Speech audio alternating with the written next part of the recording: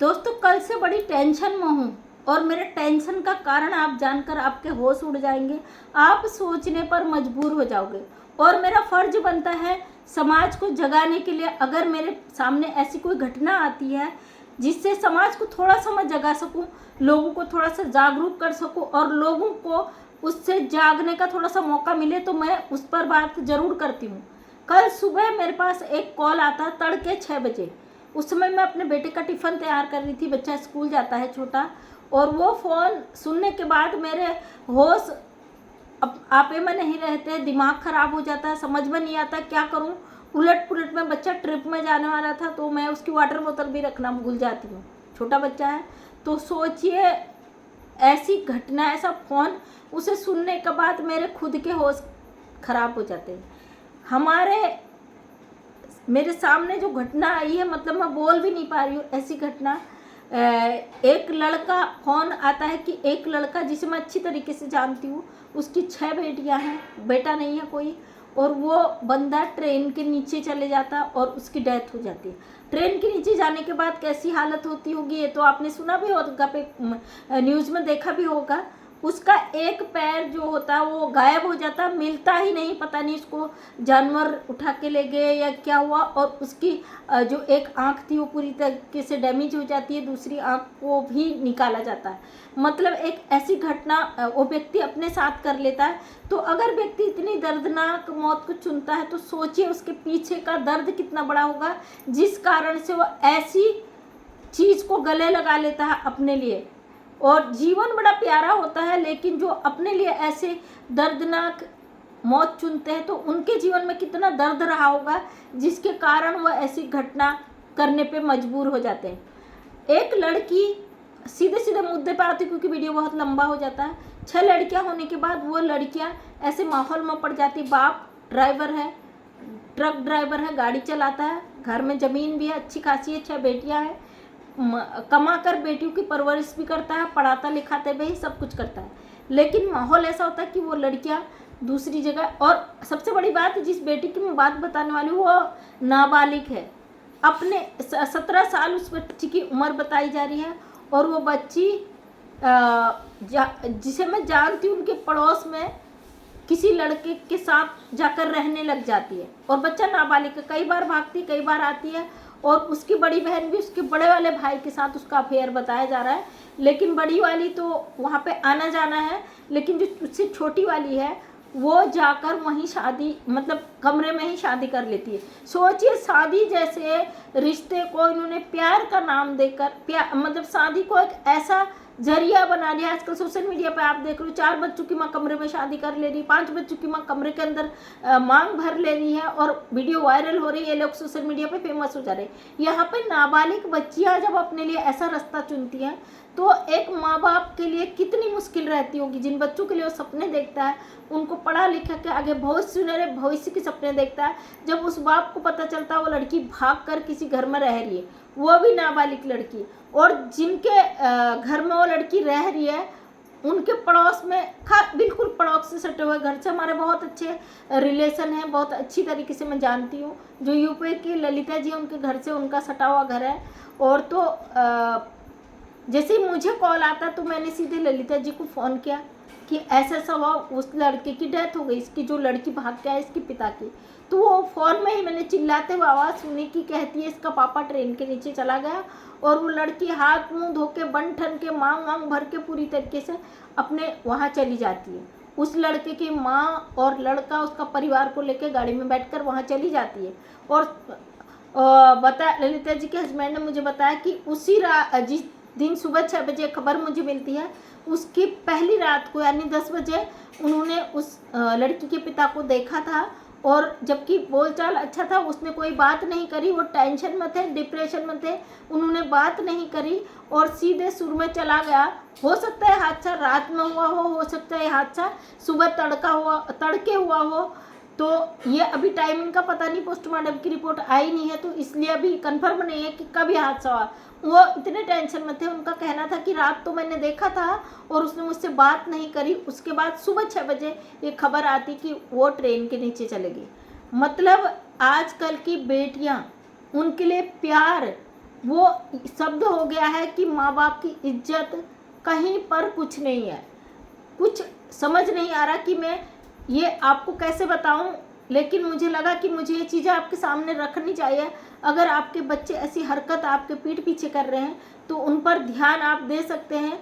जागरूक करना मेरा काम है, क्योंकि वो लड़की कई बार भागकर वहाँ जाती थी, उस लड़के से मिलती थी, उसके घर में रहती थी, उसकी माँ को भी पता था। सबसे बड़ी बात, वो लड़की हिंदू है, लड़का नेपाली समुदाय से बिलोंग करता है।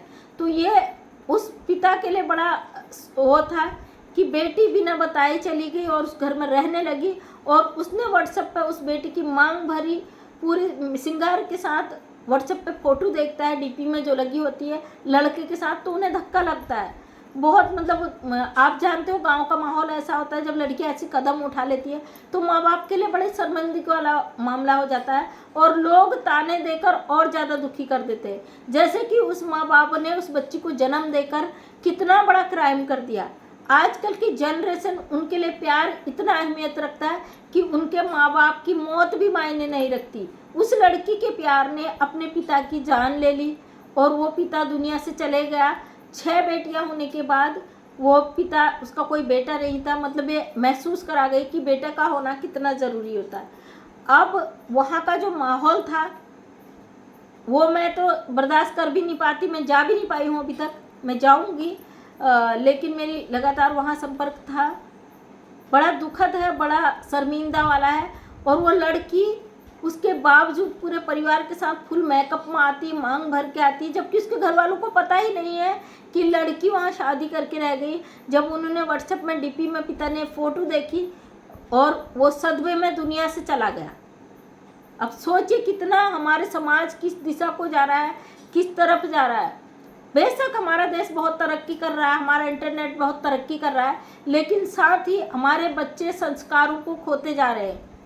जो माँ बाप शादी करते ना, उसमें उनका आशीर्वाद होता है, उनकी दुआएं होती हैं, बहुत सारे इमोशंस जुड़े होते हैं, माँ बाप की इच्छाएं जुड़ी होती है। वो जब बच्चा जब पैदा होता है तब से लेकर उसके सपने माँ बाप देखते हैं, लेकिन वही बच्चे जब उन सपनों को एक झटके में तोड़ देता है तो सोचिए उस माँ बाप के दिल पर क्या गुजरती होगी।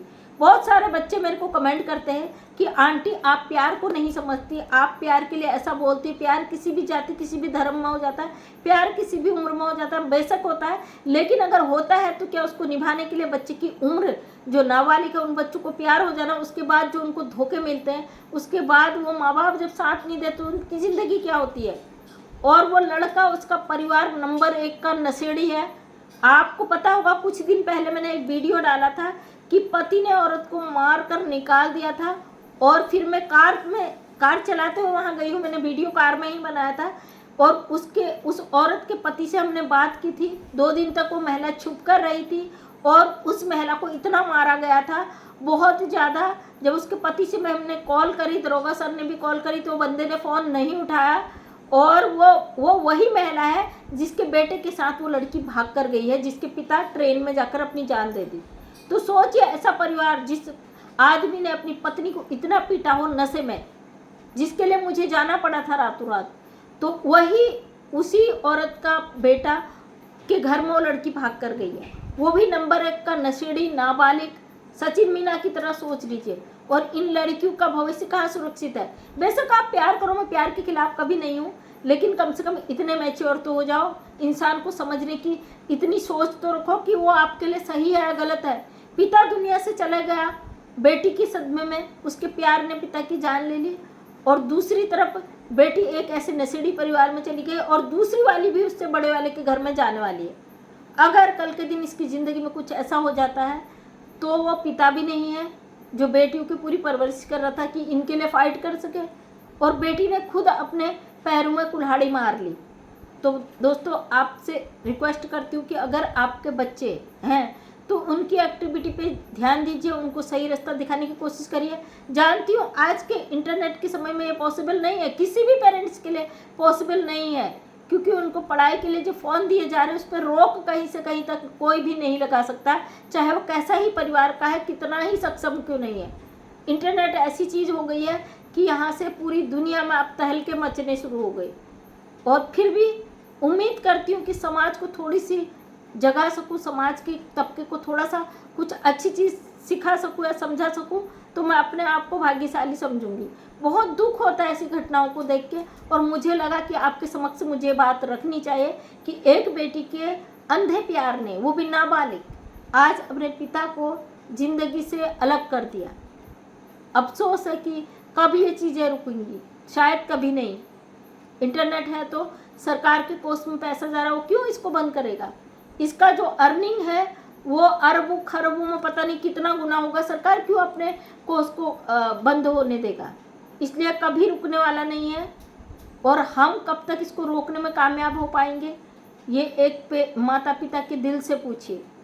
तकलीफ होता है, लेकिन क्या करें। तो थैंक यू सो मच दोस्तों। मैं मंजू विश्वकर्मा हल्द्वानी उत्तराखंड से बहुत दुखी हूँ, आज इस बात को बड़े दुख के साथ आपके सामने रख रही हूँ।